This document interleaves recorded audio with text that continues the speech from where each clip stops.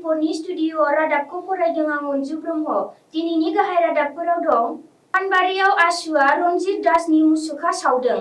चिराङाव गण सुरक्षा पार्टीनिफ्राय बिपिएफआव हाबफैदों। रनजित बसुमतारिया एनडिएफबिनि केसफोरा जोबजोबगोन होनना बुंदों।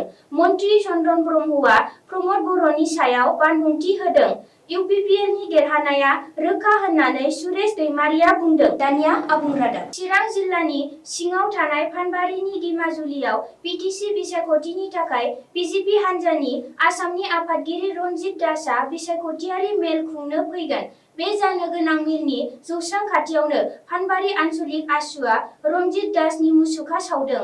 आसुनि बादिब्ला बिजेपिआ बर' राजखान्थिखौ बन्द खालामनांगौ आरो खाखौ बिटिसिनि रायजोफोरा मानिनो हाया। चिरां जिल्लानि सिङाव थानाय काजलगाव ब्लकआव गण सुरक्षा पार्टी जिएसपिनि माखासे सोद्रोमाफोरा बिपिएफ हान्जायाव हाबफैदों।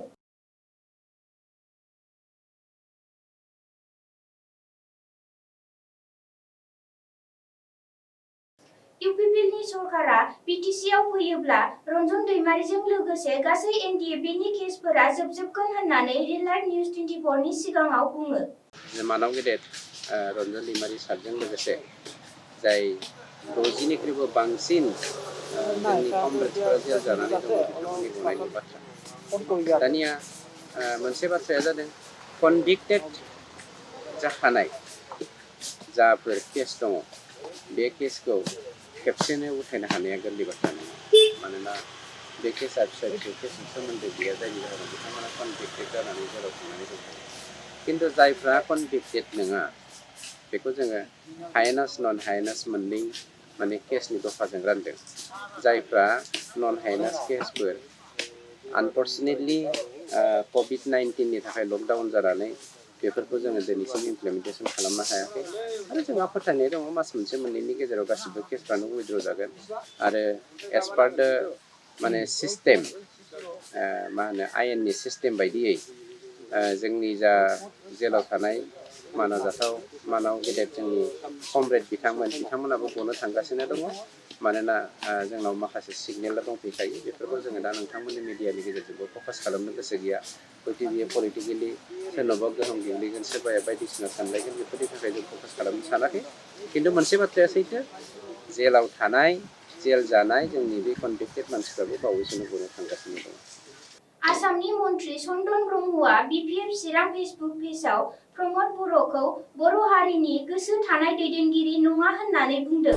प्रमद बर'आ जातिनि जौगानाय थांनाय थैनायनि बाथ्रा जि बड'लेण्डनि इसु एबा बेनि अनगायैबो जोंनि माहारियारि जायफोर इसुफोर दङ हाबाफारि एबा आयदाफोर दङ बे बिथिङाव बे जागायजेननायनिफ्रायनो गाव दुलाराय बर' फरायसा आफादनि आफादगिरि एबा दैदेनगिरि जागायजेननायनिफ्रायबो मालाबाबो प्रमद बर'आ जातिनि रेसपन्सिबिलिटि एबा दायथ' लानानै बियो खामानि मावफेरखायाखै। बेनिखायनो दिनै जोबथानायाव बड'लेण्ड इस्युआ आंनि नङा होननानै प्रमद बर'आ बुंनाया जेबो गिदिर खोथा नङा। खारन बियो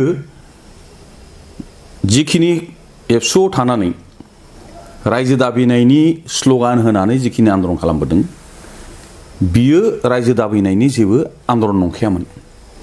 साधारन भाबै गावखौ बे आन्दलनजों जड़ित खालामनानै गावखौ लिडारशिप नेतृत्व होनाय आगसारि एबा दैदेनगिरिनि गावखौ महर मोनहोनाय बेनोल' उद्देश्यमोन आरो बिनि उद्देश्यआ थाखानाय बिटिसिआव बोरैहाय नेता जानो हायो एबा चिफ जानो हायो बेखौनो बे टारगेट खालामनानै खामानि मावबाय थाखादोंमोन।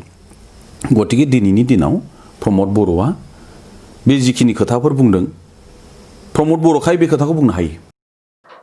मानास सेरफां बियाबनि बिजाथि सुरेश दैमारिया रिलाइट निउज 24 नि सिगाङाव इउपिपिएल हान्जानि देरहानाया रोखा होननानै बुङो। मानास सेरफां समस्तियाव जोंनि देरहानाया स्पष्ट जानानै दङ। जोङो खमसे खम 20,000नि बांसिन भट लानानै देरहानो थांगासिनो दङ। बेवहाय खुनु मोनसे बिजेपि बा बिपिएफ बे मोननैबो जोंनि थाखाय फेक्टर जानाय नङा। जोङो गोबां भटआव देरहानो हागोन। थांनाय जिथु 2015 बेवहाय बिपिएफआ बुंनो थाङोब्ला उदालगुरि डिस्ट्रिक्टखौ लानानैसो बिथांमोना सरकारखौ दानो हादोंमोन। दिनै जोङो स्पष्टयै मिथिदों दाख्लै पेपाराव जों नुनो मोन्दों बेवहाय खालि BPFआ मोनसे समस्तियावल' देरहानायनि मोनसे चान्स दङ गासै 9टा समस्तिखौ खोमानो थांगासिनो दङ होननानै जों मिथिदों गुबुन गुबुन डिस्ट्रिक्टआवथ' बिदिनोसै बिनिख्रुइ आवगायनिख्रुइ खोब गाज्रिसिन बिथांमोननि पजिशना चिरां डिस्ट्रिक्टआव जों 7टायाव 7टाबो देरहागोन लोगोसे क'क्राझार डिस्ट्रिक्टआव जोङो बुंदों दिनैहाय गोबां जायगायाव जों देरहागोन गासै जोङो 28निफ्राय 33 माने सिट लानानै देग्लाय UPPLनि सरकारखौ दागोन। दिनैनि रादाबा एसेनोसै गोजोन्थों।